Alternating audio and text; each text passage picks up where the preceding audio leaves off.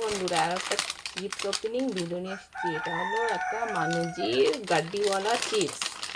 দেখি এর ভিতরে কি পাওয়া যায়। আমার ছেলে নিয়ে এসেছে এই চিপসটা। প্যাকেটটা কেটে নিলাম আমি, এখন ঢালবো। ওয়াও, এর ভিতরে তো দুটো গিফট পেয়েছে, একটা বাইক আর একটা সাইকেল। দাঁড়াও, আপনাদেরকে এটা খুলে দেখাচ্ছি।